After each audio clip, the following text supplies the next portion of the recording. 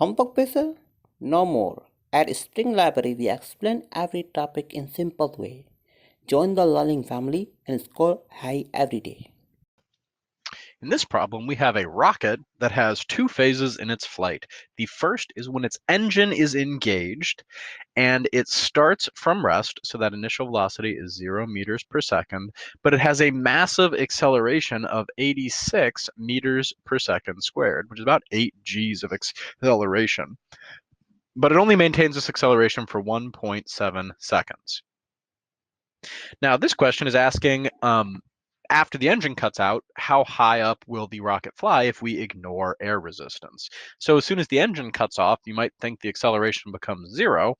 Remember, as long as we're on the planet Earth, that acceleration is going to be negative 9.8 meters per second squared while it's in the sky.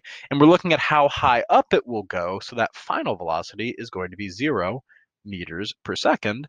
And this problem is looking for that maximum height, which is actually going to be what we get if we add our two x values together, because it's going to be traveling upwards during both phases here.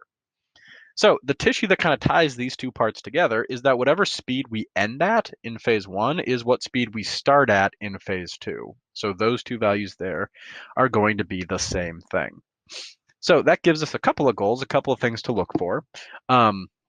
Let's first start by figuring out what that final velocity is going to be. So in the first phase, in phase 1 here, I have v naught at, and I'm looking for final velocity, which means I can use that first equation on the list. That final velocity is equal to v naught plus a times t.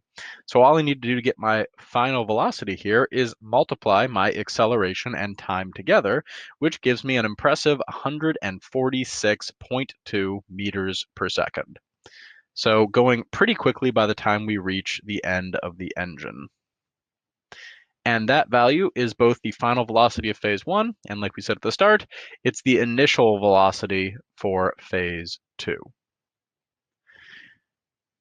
Okay, so at this point, we know quite a bit of information, and we just need to find the x's for both phase 1 and phase 2. And as soon as we have done that, we will be able to add them up and get our final answer there. So let's do phase 1 first here. I'm looking for the distance that it travels. My easiest equation for that one is going to be the third one here. So x equals 1/2 final velocity plus initial velocity multiplied by time. So when I plug in my numbers here, I get x equals 1/2 of 146.2 plus 0, so just 146.2, multiplied by that time component of 1.7 seconds, and that gives me a distance of 124.27 meters as how far it travels during phase 1. Then phase 2, need to find the distance it travels there as well. We don't know the time of phase 2, so that limits which of these equations we can work with. The second equation here, keep doing that today. The second equation here, it works if we don't have time. So v squared equals v naught squared plus 2ax.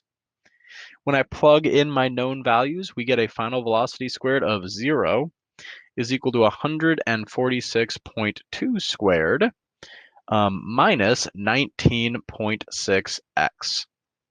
When I add that over, we get 19.6x equals 146.2 squared, and divide by 19.6 and put the rest in a calculator to get an x value of 1,090 meters. So to finish this problem up, we take the distance from the first part, 124.27, and add that to the distance in our second part of 1,090, and we come up with a final answer of 1,214.5 meters for how high up this rocket actually flies when it